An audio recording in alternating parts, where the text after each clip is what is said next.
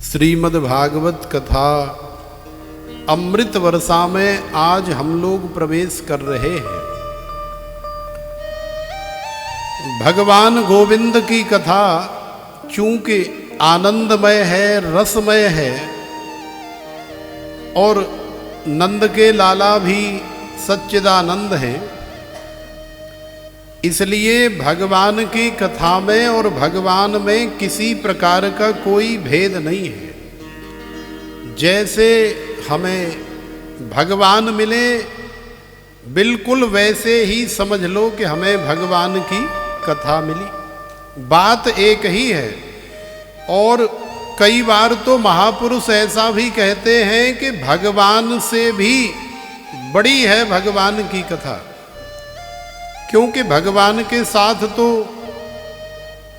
न जाने कितने भगवान के प्रेमी रहे, भगवान के वैरी भी रहे, लेकिन इतना करीब रहते हुए भी वो भगवान को नहीं पा सके। और जिनके जीवन में भगवान कभी शरीर से गए ही नहीं, उन्होंने भगवान को जन्म जन्मांतर के लिए शाश्वत रूप से प्राप्त कर लिया। माँ भगवती गंगा के परम पावन तट पर शुक्रताल में और नैमी सारण्य की परम पावन भूमि पर 88,000 ऋषि मुनि बिल्कुल आपकी तरह बैठे और श्री सूत जी महाराज व्यास गादी पर विराजमान हैं। भगवान गोविंद की वही कथा सुना रहे हैं 88,000 ऋषि मुनियों को, जो कथा श्री सुखदेव जी महाराज ने राजा परीक्षित के माध्यम से सारे संसार को सुनाई और सारे संसार के जीवों का कल्याण किया। ये वही कथा आप सब लोग श्री धाम वृंदावन में इस दिव्य मंगल भवन में बैठ करके श्रवण कर रहे हैं। और वो भी ऐसे परम पावन अधिक मास पुरुषोत्तम मास मल मास में, जिसमें एक पुण्य करने का मतलब है कि हमने 10 पुण्य किए। एक बार कोई भगवान का नाम ले लिया तो समझ लो कि 10 ले लिए। एक कथा श्रवण कर ली तो समझ लो कि 10 कथाओं का जो श्रवण का फल है वो हमें प्राप्त हो जाएगा। ये इस मास की महिमा है, ये इस मास की विशेषता है। तो आप सब लोग भी बड़े सौभाग्यशाली हैं। ऐसे काल में भी बड़ी दूर दूर से भगवान गोविंद की कथा श्रवण करने के लिए आए, ये आपका सौभाग्य तो है ही। लेकिन बुलाया हमारे सांवरिया सरकार ने ही है, क्योंकि उसकी मर्जी के बगैर तो त्रिलोकी में कोई एक पत्ता भी नहीं हिलता है। तो आप इतने बड़े कैसे हिल गए? विचार करने वाली बात है भाई। कहाँ एक पत्ता और कहाँ एक आदमी। एक आदमी को इधर तराजू के पलड़े में बिठा दो और फिर उस पे पत्ते चढ़ाओ, देखो कितनी बोरियां पत्ते चढ़ जाएंगे। तो कहने का मतलब है कि जिसकी मर्जी के बगैर एक पत्ता ऐसे हिल नहीं सकता, उसकी कृपा के बिना आप सब लोग मुंबई पूना तक से भी यहाँ लोग आए हैं, जो कितनी दूर है यहाँ से। तो ये गोविंद की कृपा तो है ही, भगवान की कृपा तो है ही, जो आपको खींच लिया। धर्मः प्रोज्झित कैतवोत्र परमो निर्मत्सराणाम सताम वेद्यम वास्तव मत्र वस्तु शिवदम तापत्रयोन्मूलनम। श्रीमद्भागवते महामुनिकृते किं वा परैरीश्वरः सद्यो हृदय वरुद्य तेत्र कृतिभि शुश्रूषुभिस्तक्षणात्। भगवान गोविंद की कथा सुनने की आवश्यकता नहीं, केवल सुनने का संकल्प भी तुम्हारे मन में जागृत हो जाए ना, तो इतनी देर में तो भगवान गोविंद तुम्हारे हृदय में आकर के विराजमान हो जाते हैं। सद्यो हृदय वरुद्य तेत्र कृति भी, और केवल विराजमान नहीं हो जाते। अब जैसे आप सब लोग विराजमान हैं, ये आप लोग सब स्वतंत्र हैं। जब जिसको लघु जाना है लघु चले जाओ, दीर्घ जाना है दीर्घ चले जाओ, और जब जिसको गेट से बाहर जाना है बाहर चले जाओ, ऊपर जाना है ऊपर चले जाओ, नीचे जाना है नीचे चले जाओ। वैसे ऊपर जाना तो अभी कोई चाहता नहीं है, हम इतने ऊपर की बात नहीं कर रहे। जहां आप सब लोग आनंद से रुके हुए हैं इस दिव्य मंगल भवन में, ऊपर की मंजिल की बात कर रहे हैं। तो कहने का तात्पर्य ये है कि आप सब लोग स्वतंत्र हैं, लेकिन भगवान गोविंद अपनी कथा के संकल्प से परतंत्र है, वो स्वतंत्र नहीं है। यदि आपने उनकी कथा सुनने का संकल्प मात्र भी मन में कर लिया तो उसी समय वो तुम्हारे हृदय में आकर के बैठ जाते हैं, और बैठ करके फिर वो कहीं जा नहीं सकते। अवरुध्यते, जैसे मान लो आपको हमने यहां बरांडे में बिठाया और बरांडे में बिठा करके बाहर से ताला मार दिया। अब आप चाह करके भी यहां से बाहर नहीं जा सकते जब तक हमारी मर्जी नहीं होगी। तो बिल्कुल ऐसे ही भगवान अपनी कथा को श्रवण करने के लिए जीव के हृदय में विराजमान हो जाते हैं, और फिर वो जाना भी चाहें, वहां से भागना भी चाहें, तो ये उनके बस की बात नहीं है। क्योंकि भगवान की कथा है ही ऐसी जिसे छोड़ करके भगवान कभी जा ही नहीं सकते, वो कैद हो जाते हैं। जैसे होता है ना, प्रेम दिखाई तो नहीं देता है लेकिन अनुभूत होता है। तुम्हारे अंदर कितनी पीड़ा है, कितनी वेदना है, कितना कष्ट है, कितनी विरहाग्नि है, कितनी तुम्हें किसकी याद आ रही है, ये आप अपने अंदर महसूस तो करते हो, लेकिन किसी दूसरे को दिखा नहीं सकते। बिल्कुल वैसे ही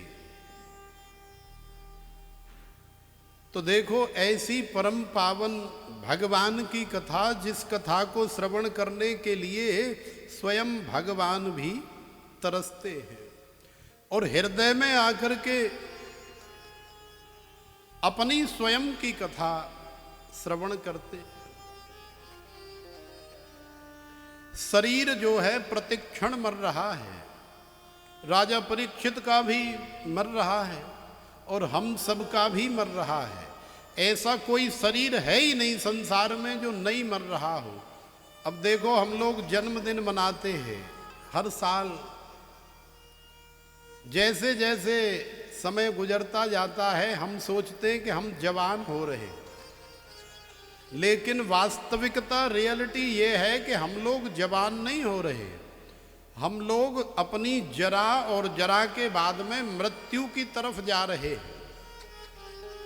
यदि हम 35 वर्ष के हो गए तो समझ लो कि विधाता ने यदि तुम्हारी आयु 80 साल की लिखी है तो तुम्हारे 80 साल से 35 साल जो है माइनस हो गए।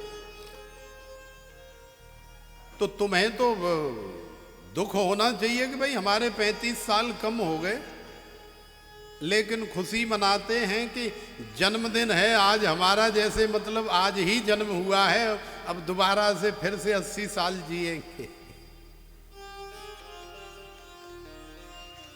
तो ये शरीर जो है प्रतिक्षण मर रहा है। इसलिए जब तक होश है, जब तक शरीर की सुध है, भगवान गोविंद का स्मरण करते रहो, उनकी कथा श्रवण करते रहो, नाम जप करते रहो। यही वास्तव में इस मानव जीवन का एकमात्र सार है, और इस मानव जीवन में कुछ नहीं है। अहो अमीसां किम कार्य शोभनम्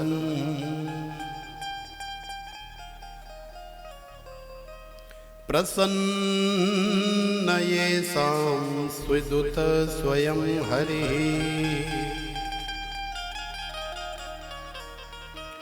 यैर्जन्म लब्धं निसुभारताजिरे मुकुन्द सैवोपैकं स्पृहाहिनः मुकुन्द सैवोपैकं स्पृहाहिनः। अहो अमीसां किम कार्य शोभनम। आज देवराज इंद्र और ब्रह्मादि देवता भी सोच रहे होंगे, विचार कर रहे होंगे कि अहो अमीसां किम कार्य शोभनम। ये जो श्रीधाम वृंदावन में बैठ करके गोविंद की कथा सुन रहे हैं, रमण बिहारी बांके बिहारी की, नंद के लाला की कथा श्रवण कर रहे हैं, आखिरकार इन्होंने ऐसा कौन सा कर्म किया है? किम कार्य शोभनम, ऐसा कौन सा कार्य किया है जिसके माध्यम से या जिसके पुण्य के प्रताप से ये श्रीधाम वृंदावन में बैठ करके मंगल भवन में अपने जीवन को मंगलमय बना रहे हैं। ये सौभाग्य तो ब्रह्मा जी को भी प्राप्त नहीं हुआ। ये सौभाग्य कभी इंद्र को या इंद्रादि देवता आए तो थे अमृत का कलश ले करके, लेकिन अभक्तांस्तांश्च विज्ञाय न ददौ स कथामृतम श्रीमद् भागवती वार्ताम सुराणाम अपि दुर्लभा। तो ये तो सुरों के लिए भी दुर्लभ है, देवताओं को इसकी प्राप्ति नहीं हुई, इसलिए देवता हम सब लोगों से आज जल रहे होंगे। निश्चित रूप से उनको स्पृहा हो रही होगी, ईर्ष्या हो रही होगी, जलन हो रही होगी। आखिरकार इन लोगों ने ऐसा कौन सा कर्म किया है जिसके माध्यम से ये श्रीधाम वृंदावन में भगवान की कथा में शोभायमान हो रहे। विचार करता है इंद्र, लेकिन कछु समझ में आए ना रही, तो ब्रह्मा जी के पास गए। बोले बाबा हमारी समझ में ना आ रही, ये ऐसो कैसे है रहे हो। तो ब्रह्मा जी ने समझाया। ब्रह्मा जी ने भी ध्यान लगा करके देखा, बोले इन्होंने ऐसे कर्म तो किए नहीं है कभी, जैसे श्रीधाम वृंदावन में पुरुषोत्तम मास में बैठ करके भगवान की कथा श्रवण करने को मिल जाए, लेकिन फिर भी मिल रही है। आखिर ऐसी कौन सी बात है? तो ब्रह्मा जी और इंद्र दोनों इस निष्कर्ष पर पहुंचते हैं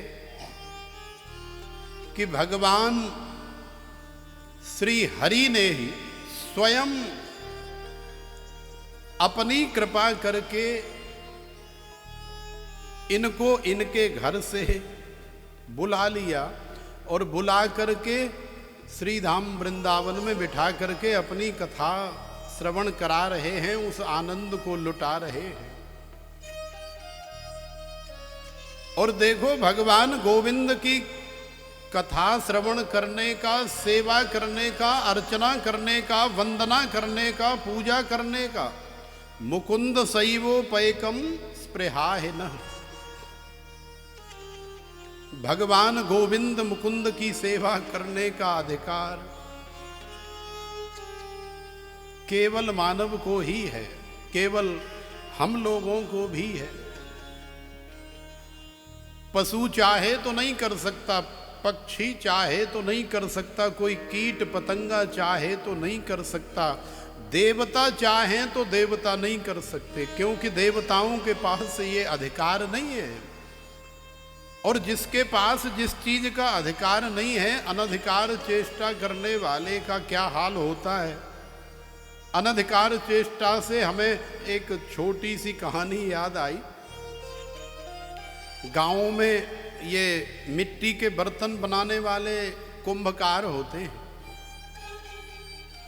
तो एक कुंभकार था, उसने बड़े सुंदर सुंदर गधे रखे हुए थे, क्योंकि गधे माल ढोने में बड़े काम आते हैं। उन पे मिट्टी लाद करके लाता था बड़ी दूर दूर से, और फिर उस मिट्टी से न जाने कितने प्रकार के सुंदर सुंदर बर्तन बना करके अपना गुजारा करता था। एक दिन क्या हुआ, गधे के साथ में उसने एक कुत्ता भी पाल रखा था, लेकिन उस घर की जो मालकिन थी वो कुत्ते से बड़ी नफरत करती थी, कुत्ते से बड़ी ईर्ष्या रखती थी। हालांकि ऐसा नहीं होना चाहिए। सीय राम मैं सब जग जानी, करहूं प्रणाम जोर जुग पानी। भले ही आप संसार में रहते हो, आपके साथ कोई अनुचित व्यवहार करे, उचित न रहे, तो आप भी व्यवहार के माध्यम से उसके साथ में वैसा कर सकते हैं, लेकिन अंदर से किसी का अहित हो, अंदर से ऐसी भावना जागृत न हो कि किसी का बुरा हो जाए, काऊ की आंख फूट जाए, काऊ की नाक कट जाए, काऊ के हाथ पांव टूट जाए, कोई जानते मर जाए। ऐसी भावना आप अपने अंदर से मत रखो।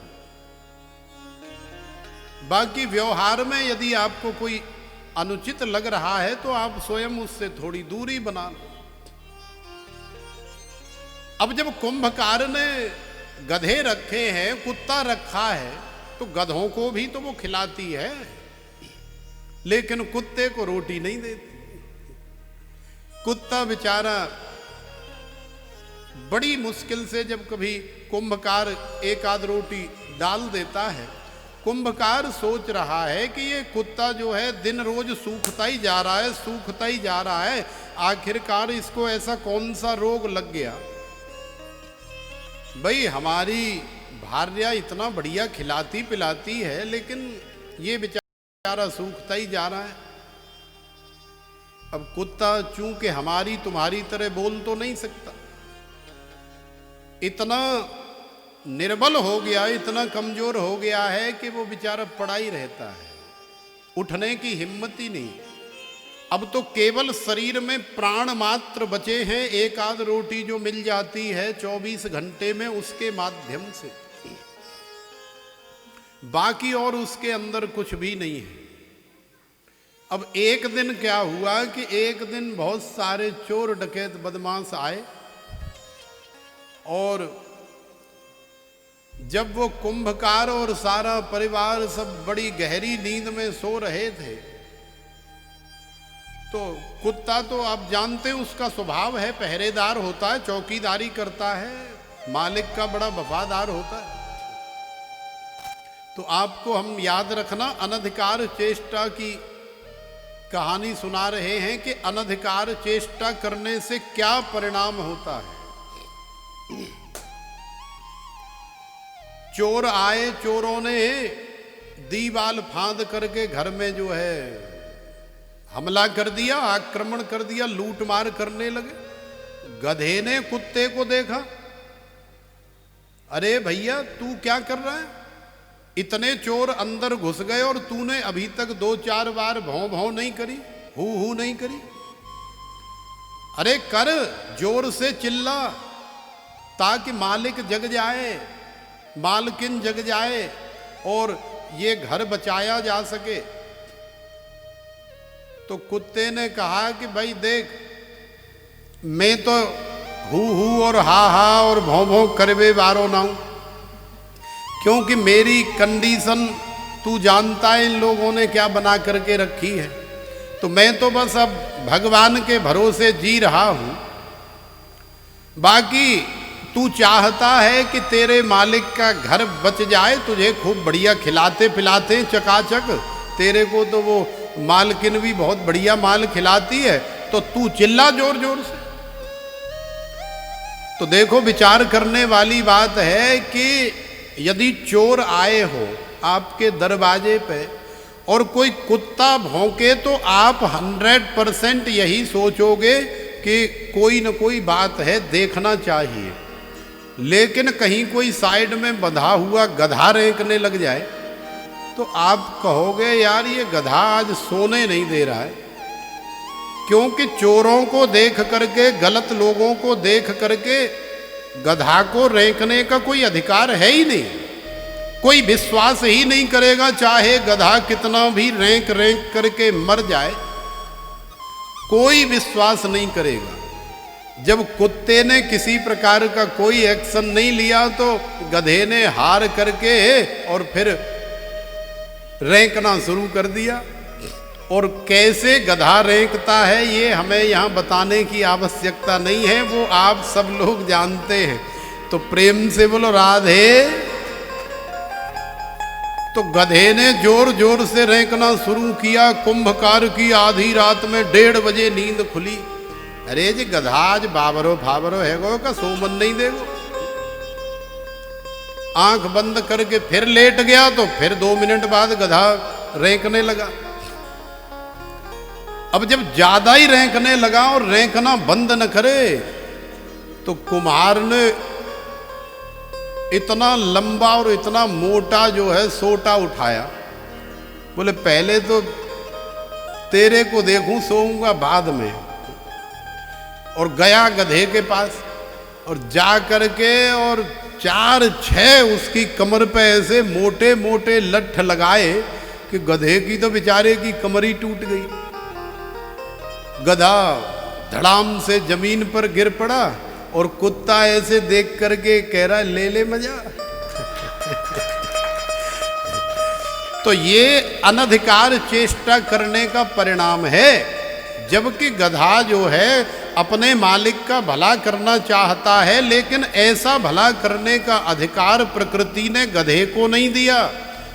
रखवाली करने का, अलर्ट करने का अधिकार गधे को कुदरत ने नहीं दिया। ये अधिकार केवल कुत्ते को दिया है।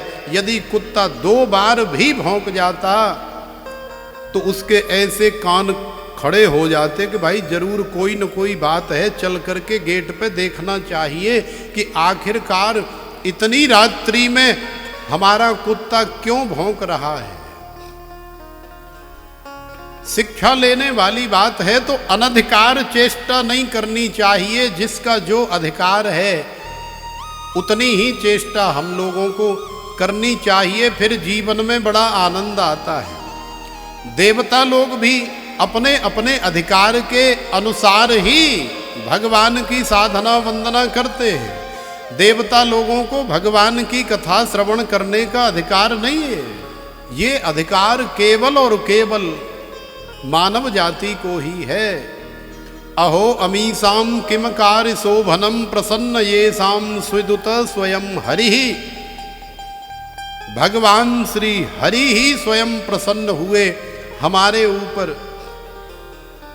प्रसन्न ये साम स्विदुत स्वयं हरि। यैर जन्म लब्धम निस्भारताजरे। भारतवर्ष में जन्म हुआ ये भी सौभाग्य की बात है। और भारतवर्ष में भी ब्रज के आसपास हुआ कहीं, ये और ज्यादा सौभाग्य की बात है। और ब्रज भूमि में कहीं हुआ ये तो परम सौभाग्य की बात है। इससे बड़ी जीवन की और कोई उपलब्धि नहीं हो सकती। प्रेम से बोलो राधे।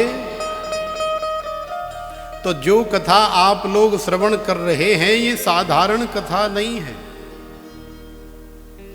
ये बड़ी दिव्य कथा है भगवान की। जो कथा श्री सुखदेव जी महाराज राजा परीक्षित को श्रवण करा रहे हैं, जो कथा श्री सूत जी महाराज श्रवण करा रहे हैं, वही कथा हम लोग यहाँ बैठ करके श्रवण कर रहे हैं।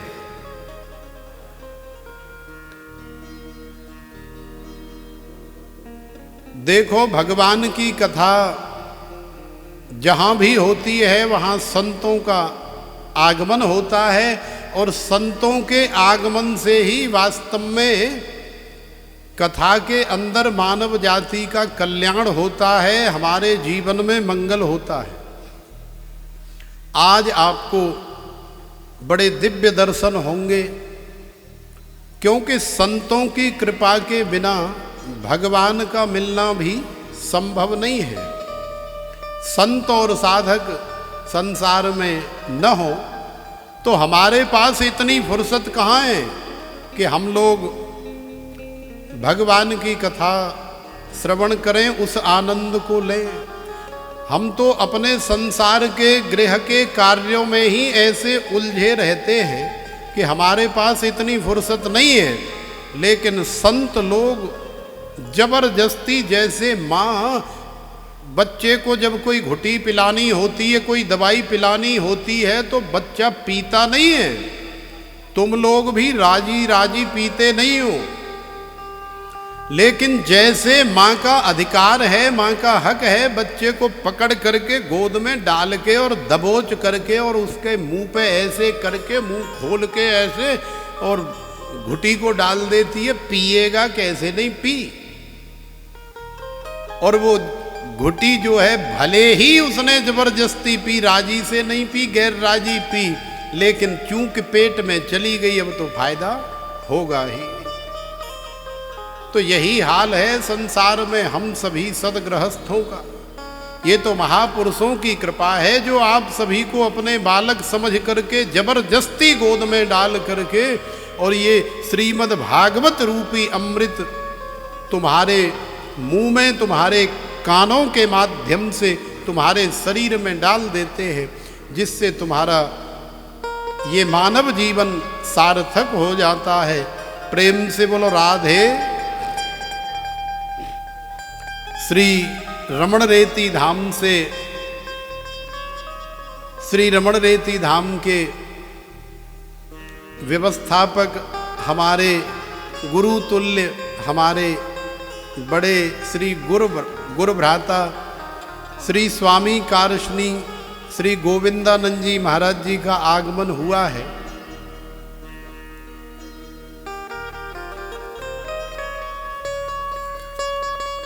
कीर्तन कर लो। जय जय राधा रमण हरि बोल रे, जय जय राधा रमण हरि बोल, जय जय राधा रमण हरि बोल रे, जय जय राधा रमण हरि बोल, जय जय राधा रमण हरि बोल रे, जय जय राधा रमण हरि बोल। हरि बोल हरि बोल हरि बोल हरि बोल, हरि बोल हरि बोल हरि बोल हरि बोल, हरि बोल हरि बोल हरि हरि हरि बोल, हरि बोल हरि बोल हरि बोल हरि बोल। जय जय राधा, जय जय राधा रमण हरि बोल रे, जय जय राधा रमण हरि बोल। ओ जय जय राधा रमण हरि बोल रे, जय जय राधा रमण हरि बोल। हरि बोल हरि बोल हरि बोल हरि बोल, हरि बोल हरि बोल हरि बोल हरि बोल, हरि बोल हरि बोल हरि हरि हरि बोल, हरि बोल हरि बोल हरि हरि हरि बोल, हरि बोल हरि बोल हरि हरि हरि बोल।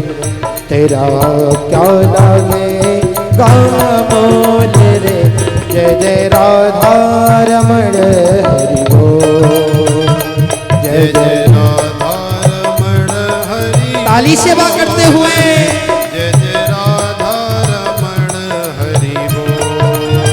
ओ जय जय राधा रमण हरि बोल रे, जय जय राधा रमण हरि बोल, जय जय राधा रमण हरि बोल रे, जय जय राधा रमण हरि बोल। हो जय जय राधा रमण हरि बोल रे, जय जय राधा रमण हरि बोल। हरि बोल हरि बोल हरि बोल, हरि बोल हरि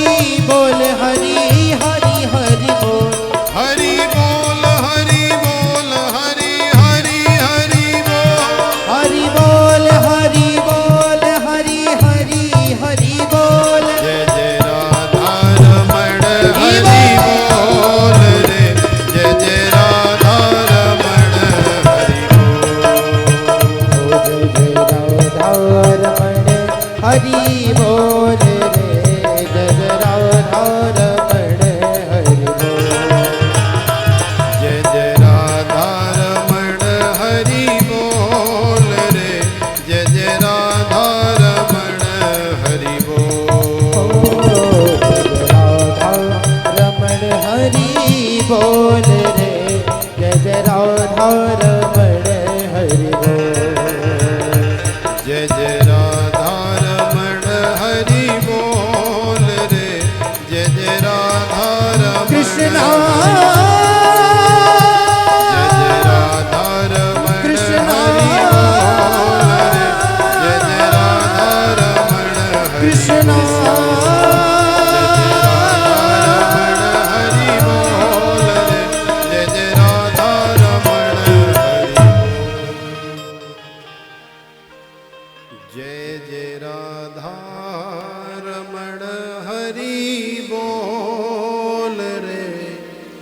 जय जय राधा रमण हरि बोल। जिनकी कृपा करुणा के माध्यम से ये दास ये बालक इस व्यास पीठ पर बैठने में समर्थ हुआ, जिसके माध्यम से भगवान गोविंद की कथा आप सब लोग श्रवण कर रहे हैं, ऐसे परम पावन हमारे बड़े गुरु भाई गुरु तुल्य, जिनके सानिध्य में इस दास का इस बालक का जीवन लगभग 2007 से जिनका सानिध्य हमें एक पिता की तरह, एक भाई की तरह और एक गुरु की तरह मिला, उस सानिध्य की बदौलत आज भगवान गोविंद की कथा आप इस शरीर के माध्यम से श्रवण कर रहे हैं। तो ऐसे हमारे बड़े गुरु भाई स्वामी कारशनी श्री गोविंदानंद जी महाराज, कौन नहीं जानता श्री रमण रेती धाम गोकुल को, संपूर्ण विश्व में सारी दुनिया जानती है, क्योंकि जिनकी कथा हम लोग श्रवण कर रहे हैं उस नंद के लाला की क्रीड़ा स्थली है श्री रमण रेती धाम। तो श्री रमण रेती धाम में लाला ने बड़ी बड़ी लीलाएं करी हैं, बड़े बड़े खेल कूद, डंका पोत, गिल्ली डंडा और अपने ग्वाल बालों के साथ में बहुत आनंद लिया, बहुत मौज मस्ती करी यमुना जी के परम पावन तट पर। तो श्री रमण रेती किसी के परिचय की मोहताज नहीं, वहाँ रहने वाले साधु संत बड़े दिव्य हैं। तो ऐसे हमारे बड़े गुरु भाई स्वामी कारशनी श्री गोविंदानंद जी महाराज श्री रमण रेती धाम आश्रम की व्यवस्था वर्तमान समय में जो बड़े ही सुचारू रूप से संचालित कर रहे हैं। न जाने कितने वहाँ नित्य प्रति संपूर्ण विश्व से कितने भक्तजन आते हैं। ब्रज भूमि में बिना रमण रेती देखे कोई अपने घर वापस नहीं जाता। किसी के पास यदि समय ही बहुत अल्प हो तो भले चला जाए, नहीं तो 2-3 दिन के लिए भी ब्रज भूमि में आया है तो श्रीधाम वृंदावन और रमण रेती तो जाएगा ही जाएगा, क्योंकि लाला की क्रीड़ा स्थली है। तो ऐसे अद्भुत स्थान से आए हुए हमारे परम पूज्यपाद महाराज जी इतना उपकार किए, इस दास पर के हमारे पास वो शब्द नहीं है, और बहुत जल्दी हम उनके श्री चरणों में निवेदन कर रहे हैं कि हमको और आप सभी को अपनी अमृतमयी वाणी के माध्यम से आशीर्वाद प्रदान करें। परम पूज्यपाद स्वामी कारशनी श्री गोविंदानंद जी महाराज।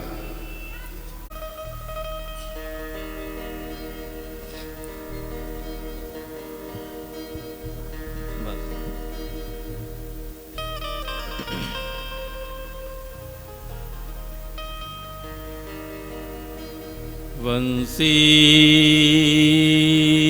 विभूषितकरान्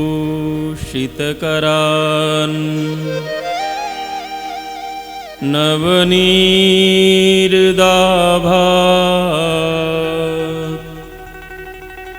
पीताम्बरा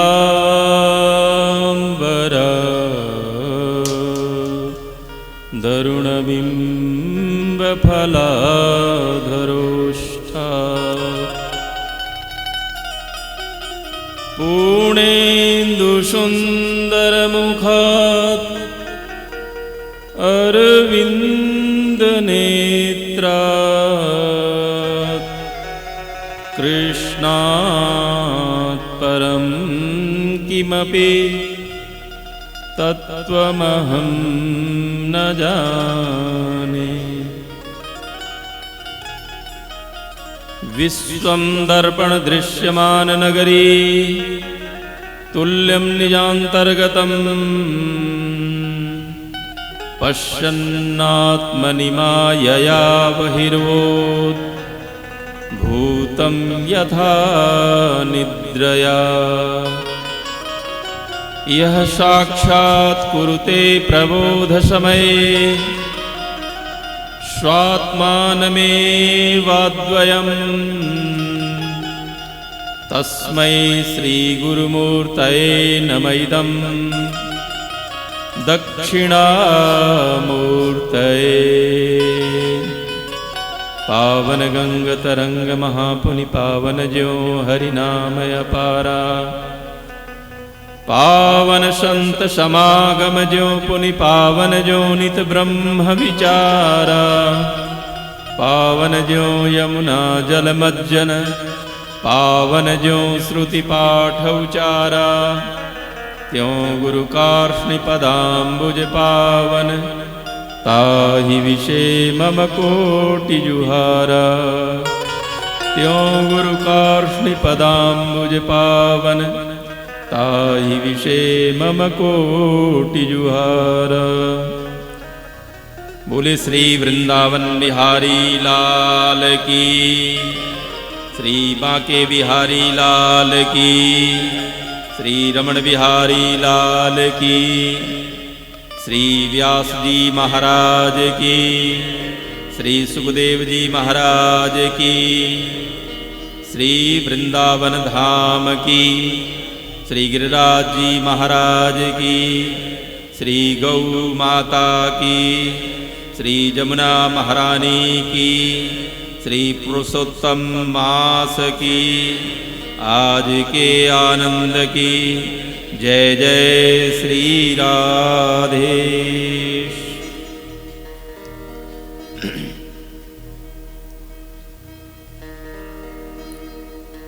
जहाँ भगवान की नित्य लीला, रास लीला और भगवान की अनेकानेक लीलाएं जिस पवित्र पावन धाम पर हुआ, ऐसा श्री धाम वृंदावन की इस पावन धरा पर और हम सब सनातन धर्मावलंबियों के लिए जो अत्यधिक हम सबके लिए श्रद्धा के साथ और भगवान की लीलाओं का, भगवान के नाम का आश्रय लेकर के अनेक सत्कर्म करने का अवसर प्रदान करता है, ऐसा मल मास, पुरुषोत्तम मास या हम सब के लिए लोक प्रचलित अधिक मास, ऐसे पावन मास पर यहाँ इस पावन व्यासपीठ पर विराजमान हमारे अति आत्मीय श्रद्धेय प्रिय, हम जितने विशेषण दें वो कम है, ऐसे व्यासपीठ पर विराजमान श्रद्धेय भागवत भूषण स्वामी कार्ष्णि सर्वज्ञानंद जी महाराज मंच पर विराजमान रमणती से ही पधारे हमारे ज्येष्ठ गुरु भ्राता स्वामी इंद्रेशानंद जी और इस प्रांगण में विद्यमान सभी संत, विप्रवर, आचार्यगण, सभी को विनम्र वंदन करता हुआ मैं इस अवसर का गुणगान करूं तो समय अधिक जाया होगी। अद्भुत समय है यह अधिक मास का और अद्भुत प्रसंग है श्रीमद् भागवत का, जो समाधि में कहीं सुनी जाने वाली भगवान की वाङ्मयी कृपा मूर्ति है। ऐसी वाङ्मयी कृपा मूर्ति जो साक्षात हमारे ठाकुर जी का स्वरूप है, जो हम सब के हित के लिए, हमारे कल्याण के लिए, हमारे आत्मोद्धार के लिए यह ग्रंथ हमें ग्रंथ रत्न हम सबको प्राप्त हुआ। और ग्रंथ रत्न एक तो सोना और दूसरे सुहागा। सोना तो ये ग्रंथ, वाङ्मयी कृपा मूर्ति भगवान श्री कृष्ण की साक्षात विग्रह, जिसको हम छू सकते हैं, वंदन कर सकते हैं और जिसकी रसमयी अमृतमयी धारा घोलने वाले ऐसे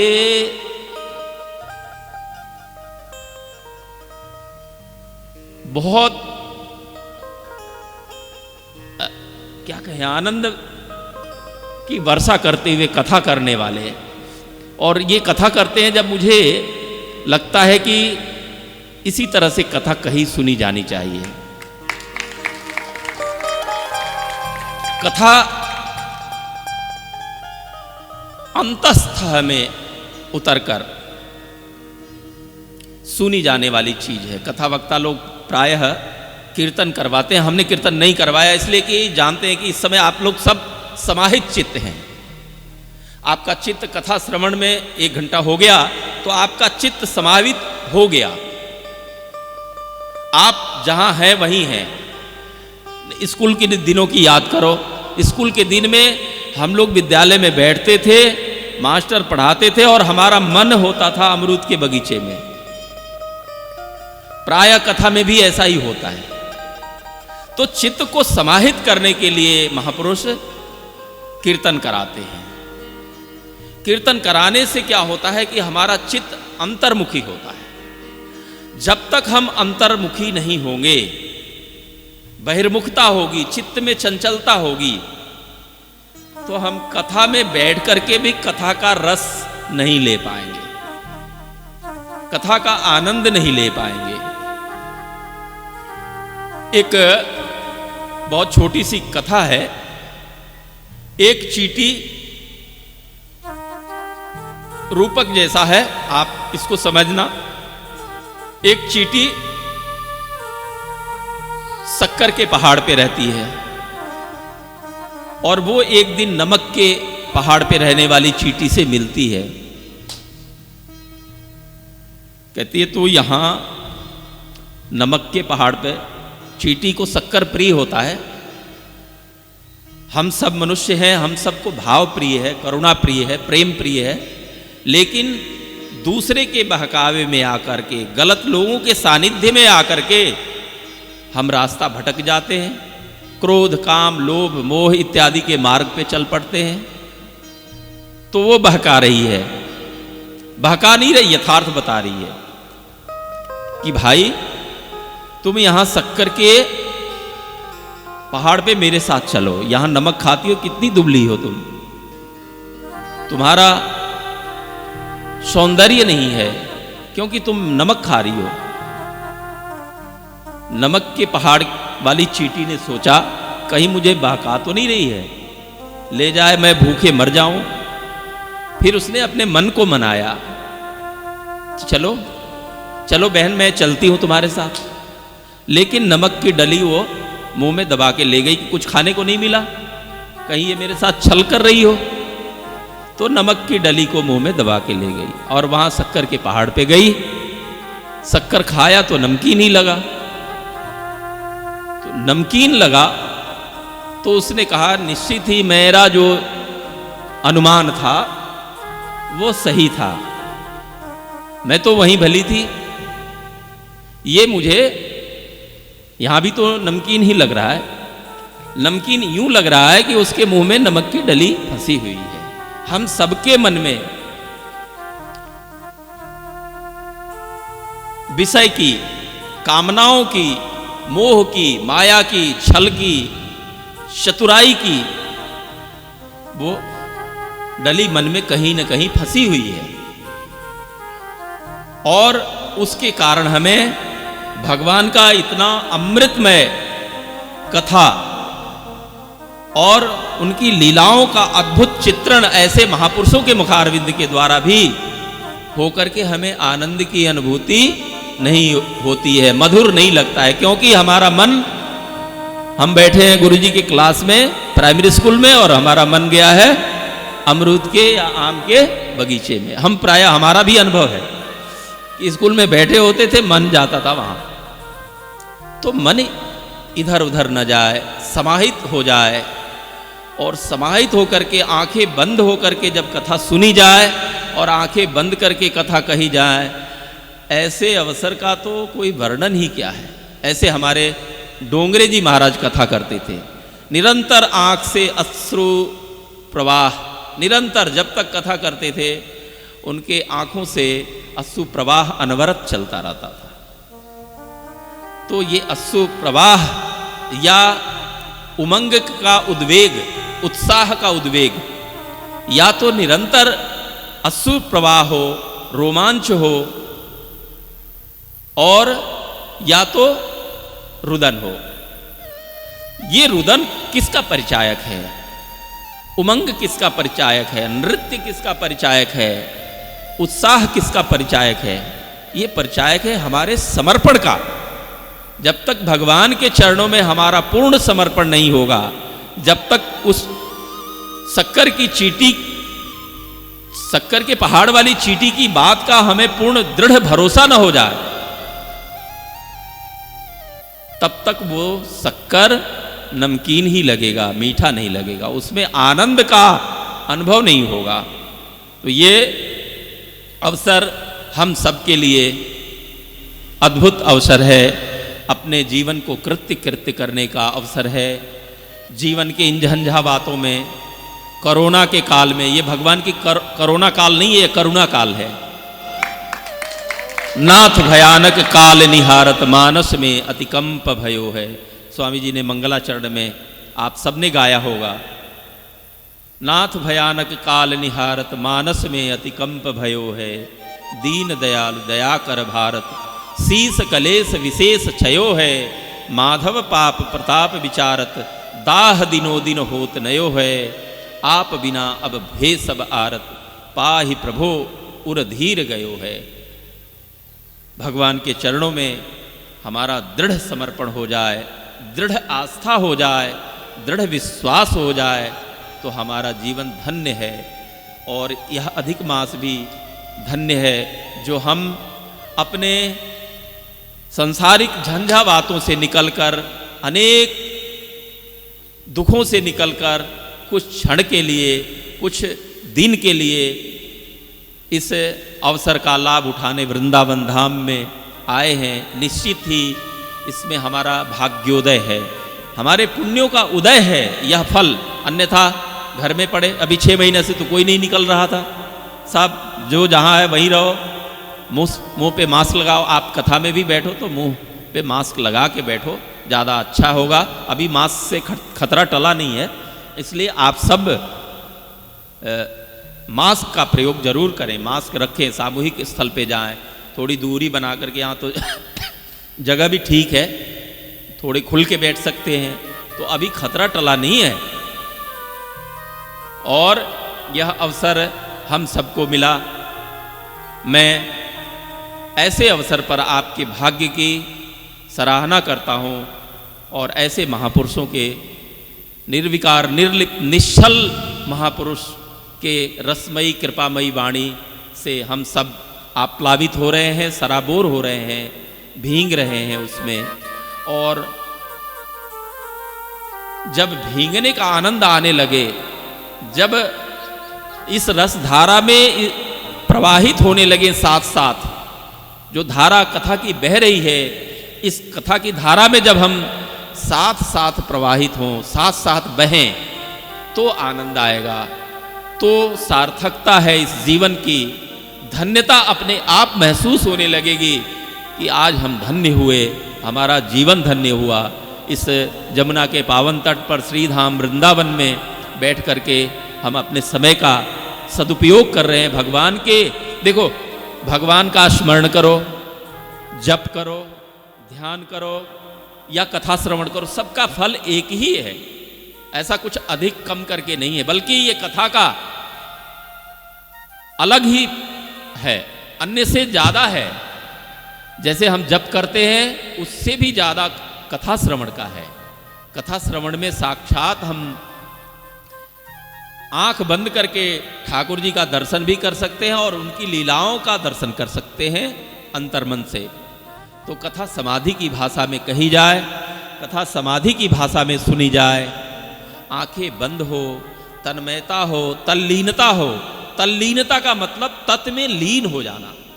तल्लीनता जब तक नहीं आएगी, जब तक वो प्राइमरी स्कूल वाली स्थिति बनी रहेगी, तन कहीं मन कहीं, तब तक आनंद नहीं आएगा। वही नमकीन ही लगेगा, नमकीन लगेगा, नमक की पहाड़ वाली चींटी की तरह। कथा में भी बैठकर अन्य चीजें ही दिखेंगी, दुख ही आएगा, चिंता ही आएगा, कोई न कोई उलझन ही मन में घूमता रहेगा। तो जब तक कथा में बैठो, मन को निर्लिप्त करो, निर्विकार करो और कथा में उस धारा प्रवाह के साथ अपने को छोड़ दो, मन को बहने दो, आंखें बंद कर लो, तो कथा का आनंद है और जीवन की धन्यता है। अभी स्वामी जी जो कुछ भी बोल रहे थे, वो मेरे बारे में सब ठीक नहीं बोल रहे थे। मेरे आंखों में आंसू आ गया। महापुरुष ऐसे होते हैं जो सभई मान प्रद आप अमानी, मेरे को मान प्रदान करते हैं। इनमें ऐसा गुण था और जो एक थोड़ा सा धक्का लगाने से आगे दौड़ पड़ा। इन्होंने जो कहा उसमें कुछ सत्यता भी है। इनका जीवन एक अलग रास्ते पर था, साधु जीवन में ही थे, लेकिन निर्लिप्त विरक्त कुटिया पे भजन करने वाले संतों की तरह इतनी मोटी मोटी फुलका पंजाब में रहे, तो उसमें कुछ सत्यता भी थी। लेकिन मेरे बारे में जो मेरी प्रशंसा इन्होंने की है वो तो ठीक नहीं है। ये महापुरुषों की लीला है। आप सबके जीवन की धन्यता का मैं बखान करता हुआ इस अधिक मास के पावन अवसर पर आप सब ठीक अपने समय का सदुपयोग कर रहे हैं। ठीक आपका यह अधिक मास व्यतीत हो रहा है, जितना ही समय मिले। और विज्ञान के माध्यम से इनके फैन बहुत हैं, भारत के हर कोने में, हरियाणा में, पंजाब में, उत्तराखंड में, सब जगह है, मैं जानता हूँ। तो सब लोग श्रवण कर रहे हैं। मैं भी आज सुबह मंगलाचरण, कल का मंगलाचरण श्रवण किया। मैं भी आंख बंद करके उस धारा में थोड़ी देर प्रवाहित होने का, बहने का प्रयास किया। तो मेरे हृदय का जो भाव है, आनंद है, उस अनुभूति को मैं वर्णन नहीं कर पा रहा हूँ। जिस तरह से कथा सुनी कही जानी चाहिए, वो यहाँ पर निश्चित रूप से वो कथा का स्वरूप है। और यहाँ तो सब कुछ, सोना और सुहागा, सारा कुछ एक साथ है। वृंदावन धाम, अधिक मास, संतों का पावन सानिध्य, संतों के मुखारविंद से भगवान की अमृतमयी वाणी, अमृतमयी लीलाओं का गान और श्रवण, यह जीवन की धन्यता है। जो भी इस कथा में जिनको अवसर मिलता है सम्मिलित होने का, जहाँ से भी आते हैं, कोई एक दिन, कोई 2 दिन, घर में भी श्रवण कर सकते हैं। आजकल सब विज्ञान के माध्यम से मोबाइल पे हो गया है। मैं जो इस कथा को श्रवण कर रहे हैं, उन सबको अपनी ओर से हार्दिक शुभकामनाएं, साधुवाद और आपके जीवन की मंगल कामना करते हुए व्यास जी के चरणों में वंदन करता हुआ अपनी वाणी को विराम देने की अनुमति चाहता हूँ, क्योंकि मैं अधिक बोलूँ तो ये धारा जो बह रही है ना, इसको यूं ही बहने दिया जाए, इसको यूं ही अनवरत। और जब भी कथा से अलग होना, जब कथा समापन हो जाए तब भी उसमें धारा में प्रवाहित ही होते रहो। कई बार ऐसा होता ना, जब हम लोग ऐसे खेलते हैं और नाचते हैं, थोड़ी देर खड़ा होकर के ऐसे घूमते ना, तो चक्कर सा आ जाता है और 2-3 बार और घूमना पड़ता है एक्स्ट्रा, क्योंकि वो फिर मेंटेन करने के लिए। तो ये जो धारा प्रवाह है कथा की, भक्ति की, समर्पण की, श्रद्धा की और आनंद की, यह प्रवाह है, इसमें अपने चित्त को एक तिनके की तरह प्रवाहित कर दो और उसकी धारा के साथ बहुत तब तो कथा का आनंद है। अन्यथा कथा में बैठ कर के भी अमरूद तोड़ रहे हैं बगीचे में, क्लास में बैठ के। तो इन्हीं शब्दों के साथ मैं सभी विप्रों को वंदन करता हुआ, आप सबको वंदन करता हुआ, आप सबके भाग्य की सराहना करता हुआ, आप सबकी मंगल का कामना करता हुआ अपनी वाणी को विराम देने की अनुमति चाहता हूँ। जय श्री कृष्ण।